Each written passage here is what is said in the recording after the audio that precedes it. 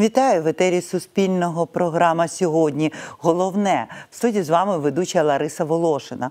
Президент Польщі Анджей Дуда відзначив високими державними нагородами Польщі лідерів кримськотатарського народу. Про це у Фейсбуці повідомив голова Меджлісу кримськотатарського народу Рифат Чубаров.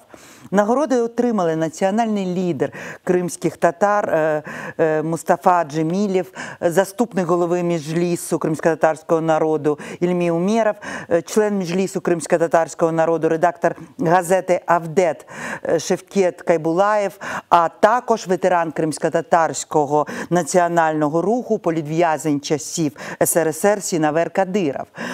Нагороди присвоєні за видатні заслуги у розвитку польсько-українських відносин, боротьбу за права національних меншин та підтримку рухів за незалежність у Східній та Центральній Європі. Нагадаю, що минулого тижня саме Польща була ініціатором висунення лідера кримськотатарського народу Мустафи Джемілєва на здобуття Нобелівської премії миру 22-го року. Ініціатором стала заступниця голови Сейму Польщі Малгажата Гасєвська. У коментарі вона сказала наступне: «Я глибоко переконана, що Мустафа Джемілєв у нинішній геополітичній ситуації особливо заслуговує на Нобелівську премію миру. З нами на зв'язку Ільмі Умєров, заступник голови Меджлісу кримськотатарського народу. І ми розпитаємо його більш докладно про цю нагороду. Вітаю вас, пане Ільмі.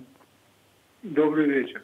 Я хочу поздоровити вас з цією відзнакою. Це дійсно дуже видатна подія. І перше моє питання буде стосуватися якраз от такої активності Польщі. Тому що в той момент, коли весь світ говорить про можливу російську агресію, коли сам Путін на зустрічі з Орбаном пояснює свої мотивації агресивні тим, що, мовляв, якщо Україна стане членом НАТО, то що ж, НАТО буде відвоювати у нас Крим. От вся ця історія відбувається. І тут Польща дуже чітко визначає Крим, дорівнює його до лідерів кримськотатарського народу, проводить паралель з руйнацією Радянського Союзу. Як ви сприймаєте, чому це відбувається саме зараз?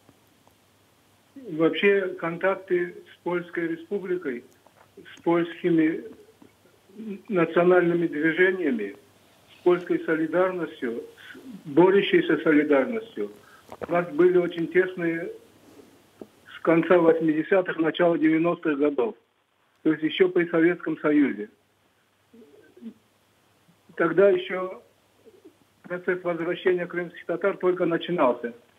И несмотря на то, что после развала СССР украинская власть, новой независимой Украины, в принципе, тоже не особо поддерживала нас, считали источником какой-то агрессии, сепаратизма и, в общем, не решали никакие наши проблемы. У нас очень хорошо складывались отношения с общественными организациями, которые были в Польше. Они делились своим опытом борьбы в подполье, они делились опытом восстановления всяких институтов образования, социальной сферы, сельского хозяйства и так далее. Очень много проводили всяких встреч, семинаров, поездки организовывали. Мы, несмотря на то, что не особо жаловали нас к самой Украине, очень много знаний получили именно в Польше.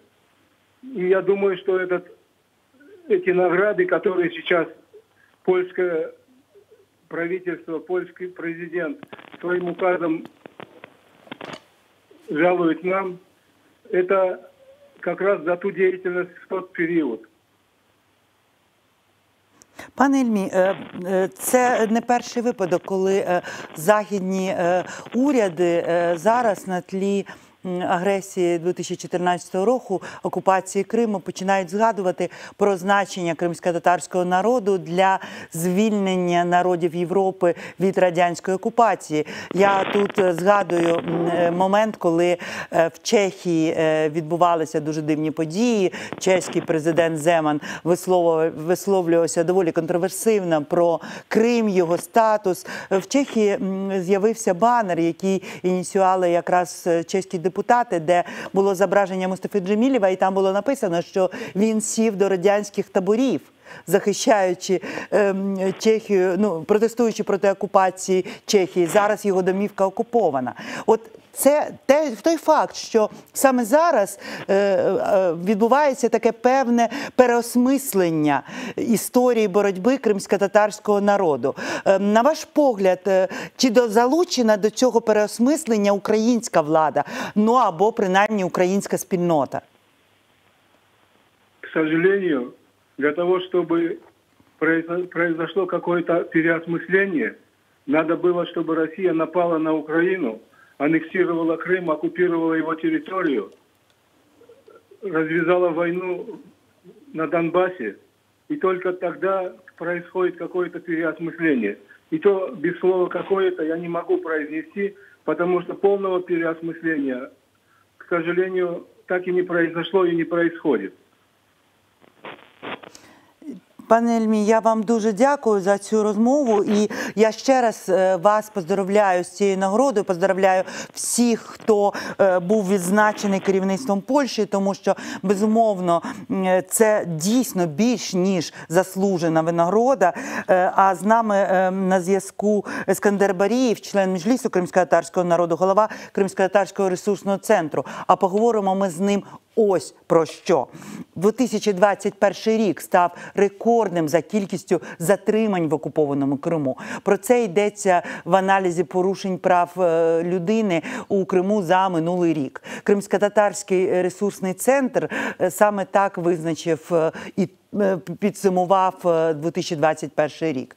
Так, протягом цього року в окупованому Криму було зафіксовано 336 затримань або утримань, 330 з них щодо кримських татар. Роком раніше на півострові було зафіксовано 334 затримання, тож бачимо негативну тенденцію. Докладніше про цю ситуацію ми поговоримо з Ескандером Барієвим. Вітаю вас, пане Ескандере.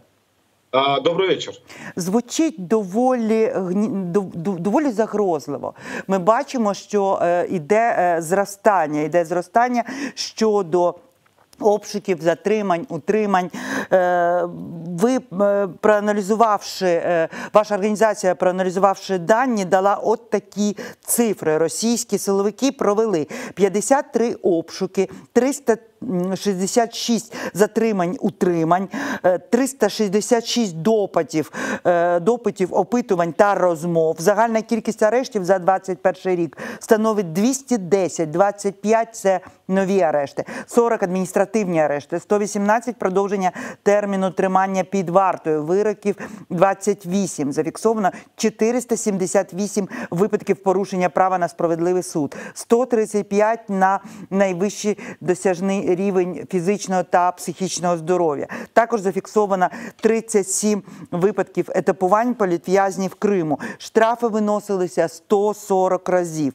Тут від себе хочеться додати, що регулярно фіксуються такі ганебні практики, як силовий або фізичний тиск на затриманих, говориться про тортури, і ці повідомлення звучать постійно. Пане Ескандере, от які порушення з боку кримських силовиків в Криму є наразі найпоширенішими, на ваш погляд, і головне, найзагрозливішими? На самом деле, почему у нас получается, что задержаний оказалось больше, задержаний и, соответственно, допросов, опросов и бесед оказалось больше, чем в предыдущие годы. Это связано в первую очередь с тем, что именно в 2021 году мы видим следующий процесс или следующие тенденции, когда массово начали задерживать людей, которые приходят. Первое, которые направляются в суды. И именно, если помните, в январе 2021 года, когда ехала группа людей, ну не группа людей, каждый, в принципе, ехал на собственной машине, но оккупанты, понимая, останавливали машины и проверяли документы с крымскими номерами. Если видели крымско-татарскую фамилию, то независимо, едут они на суд или нет, они останавливали, забирали права и удерживали более 8-9 часов. Тогда было таких 120 случаев, более 120 случаев.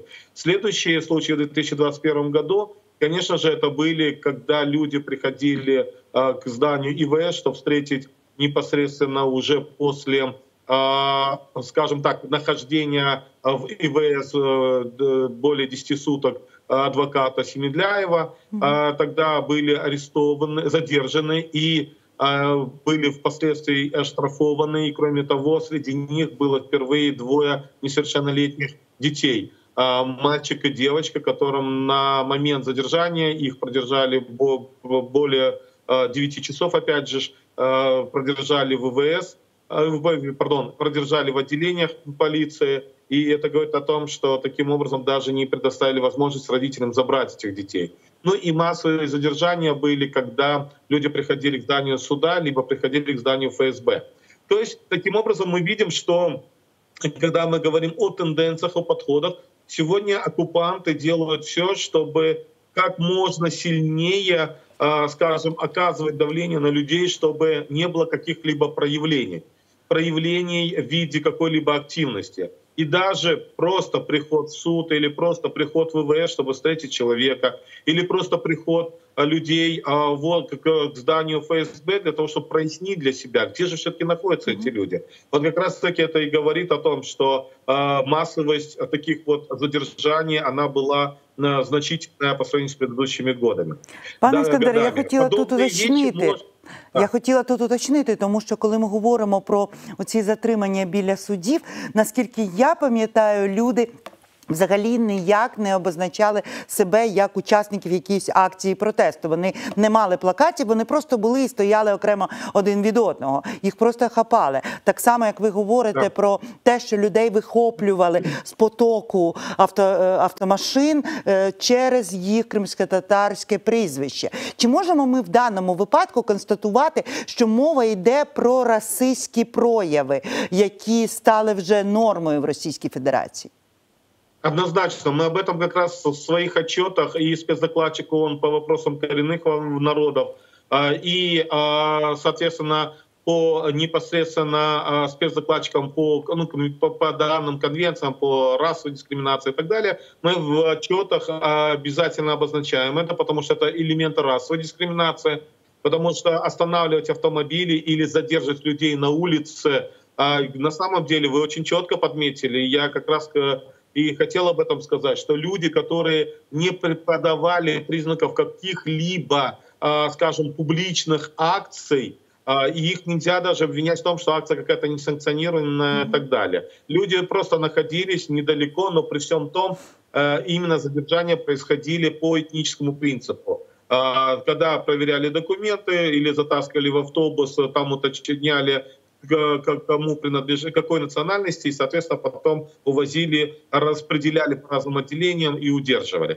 И поэтому вот здесь как раз-таки это очень важный посыл. 2021 год еще характерен тем, что это началось еще в 2020 году, когда активно оккупанты начали применять уже законодательство, в том числе и Уголовный кодекс Российской Федерации, где были усилены статьи, где были усилены, скажем, усилены решения на основании этих решений. Вот, к примеру, приговоры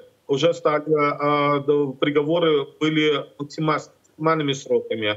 Далее обязательно в приговорах, когда выносили максимальные сроки, обязательно первые годы тюрьмы. Это нахождение в более жестких условиях. Это уже тем, в отношении которых уже принимались приговоры о их сроках.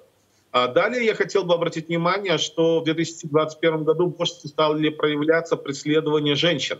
То есть это матерей, жен и дочерей политузников. И мы выделяем несколько категорий преследований. То есть только за 2021 год у нас зафиксировано 21 такой случай. А если это в частных лицах обозначать, то это, конечно же, уже более 50 случаев, когда когда в отношении жен или матерей или дочерей политузников могли составить административный протокол, либо могли оштрафовать за одиночные пикеты, либо просто за прикосновение к своим ближайшим родственникам во время суда, либо, скажем, могли даже вынести решение об административном нарушении, так сказать.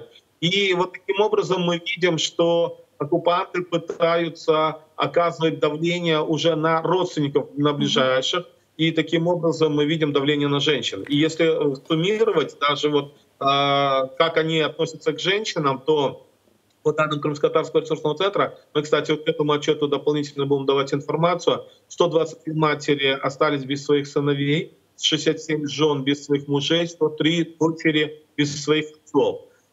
Именно у женщин было проведено именно по делам в отношении женщин 18 обысков, 3 попытки привлечения к уголовной ответственности, 2 заочных ареста, 5 привлечений к уголовной ответственности, 1 насильственное исчезновение, 2 случая давления на адвокатов и 12 погибших женщин за период оккупации Крыма. То есть мы видим, что оккупационная машина, репрессивная машина, она уже не разбирается, мужчины это или женщины. И кроме того, мы же понимаем, что первыми защитницами своих, скажем, борьбы за справедливость являются, конечно, ближайшие родственники. Это братья, сыновья. Но когда в некоторых семьях арестовывают отца, сына и зятя, то, конечно же, кому приходится бороться? Это жене, дочери и, допустим, и снохе. Поэтому вот здесь мы видим целые процессы, когда начинают страдать целые семьи. И поэтому об этом нужно, конечно, говорить. И мы говорим, мы выделяем, мы систематизируем для того, чтобы это было более понятно и доступно для всех. В мене є інформація про те, що минулого тижня ваш центр направив звіт до Комітету з ліквідації дискримінації щодо жінок, а також спеціальному доповідувачу ООН з питань насильства щодо жінок на тему насильства щодо корінних кримськотатарських жінок і дівчат. Очікується, що цей звіт буде покладено в основу тематичній доповіді, яка буде представлена на 50-й сесії Ради з прав людини. Пане Іскандере, те, що ми бачимо, це таке неприкрите повернення тих самих жахливих радянських практик, тому що мова йде про взяття родин в заручники, створення нестерпних умов для жінок та дітей політв'язнів, про дискримінацію расову, фактично про затримання людей за національною ознакою. І я читаю, що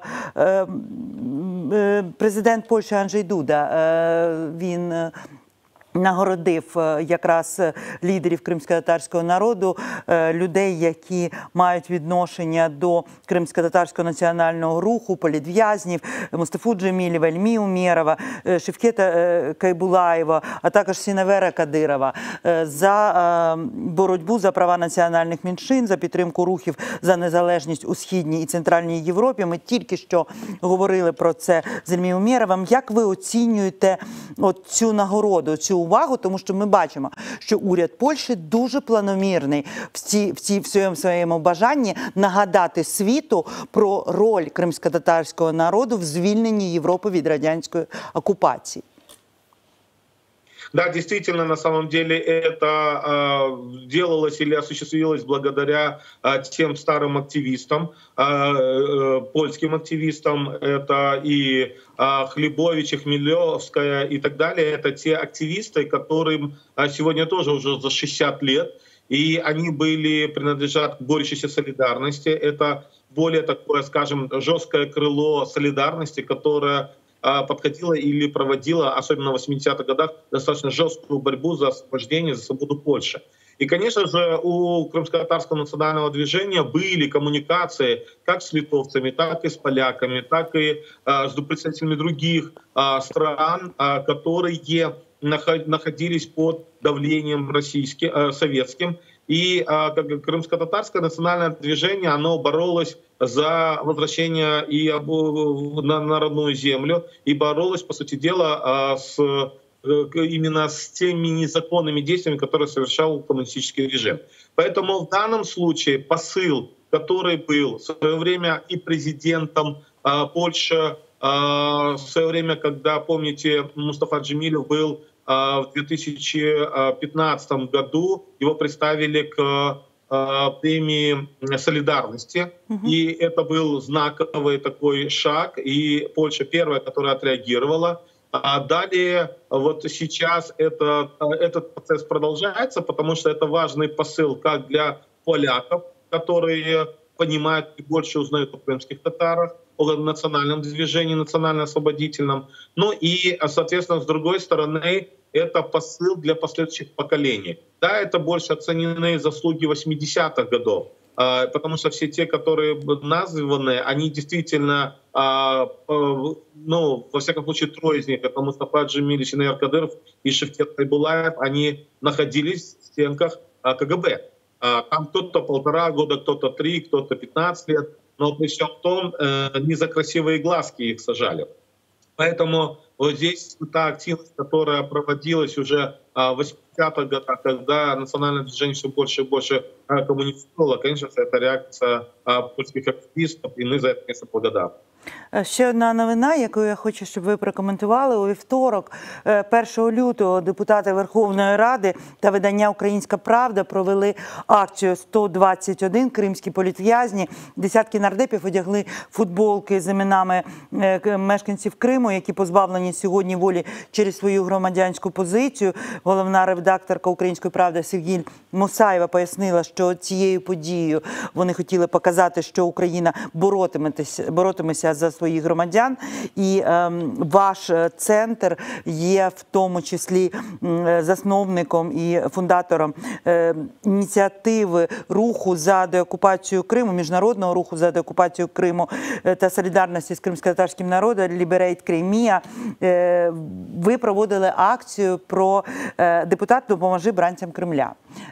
Мова йшла про те, щоб народні обранці взяли собі під опіку родини політв'язнів, тому що, як ми говорили, в багатьох з них взагалі не залишилося годувальника. І до кампанії, от я читаю цифри, до кампанії вже приєдналося 3 народних депутатів, депутатів Верховної Ради, а також 2 депутатів Вінницької районної та міської ради. Що зараз? Чи є збільшення? Чому? По-перше, мене дуже засмучують такі цифри. 450 народних обранців і тільки 3. Что касается той кампании, которая была 1 февраля, в первую очередь, конечно, мы выражаем благодарность «Украинской правде», которая действительно инициировала данный процесс. И вы правильно напомнили о том, что мы уже чуть больше года проводим кампанию «Депутаты, допоможи бранцам Кремля». И мы уже вот в 20-х числах февраля планируем провести пресс-конференцию с анализом, как эта кампания проходит. Потому что у нас эта работа системная. Мы постоянно ведем переписку с депутатами. Есть разные ответы, скажу вам честно. На самом деле вы цифры немножко устарелые сейчас назвали, потому что порядка 8 депутатов Верховной Рады Украины взяли шефство. Причем это в основном представители фракции «Европейская солидарность» и «Голос». Есть одна народная депутатка из «Слуги народа». Но, конечно же, мы приветствуем выступление на той акции, которая была 1 февраля, и представителей. И очень важно, что нам важно было объединять депутатов независимо от их политической ориентации. Поэтому я думаю, что в 20 числах февраля вы узнаете очень интересные показатели. Кстати, вот на завтра, послезавтра будет проводиться показ фильма «Повернуть Моготата» в Запорожье и Мелитополе. Там еще депутаты как местных советов, так и Верховной Рады Украины заявят о том, что они готовы взять шефство над политузниками. И как раз-таки этот процесс, он идет вяло, но идет. Мы, конечно же, приветствуем, что после такой инициативы появилась инициатива украинского ПЭН Украина, когда они активно стали подключать творческую интеллигенцию украинскую, которая начала брать шефство над людьми, над именно гражданскими журналистами. И, конечно же, мы приветствуем МИД Украины, которые начали активно работать на уровне посольств и консульств, прорабатывать. И мы действительно видим, когда взяли шефство над политузниками и Антонио Станго, который является другом Крымско-Татарского ресурсного центра, и Фукаяма, и Малгажата, и депутаты Европарламента. И поэтому здесь мы видим, что этот процесс начинает все больше и больше расширяться. И это очень важно. Дякую. Потому что да, я говорил о том, что чтобы на международном уровне нас поддерживали, надо, чтобы хотя бы наши народные депутати брали ответственность. Дякую, пане Ескандере. Ми з радістю будемо аналізувати, сподіваємося, що будемо аналізувати з вами в ефірі якраз результати, проміжні підсумки вашої акції, тому що це дійсно дуже важливо і дуже цікаво. Подякуємо Ескандеру Барієву, члену Меджлісу кримськотатарського народу, голові Кримськотатарського ресурсного центру. А я на цьому з вами прощаюся і ще раз хочу привітати всіх, хто був відзначений високою нагородою від президента Польщі, і побажати всім нам скорішого звільнення. Тому що, як ми бачимо, методи у країни-окупанта не змінилися, але і рішучість до боротьби, до волі у кримського татарського народу теж не змінилася. На все добре, друзі.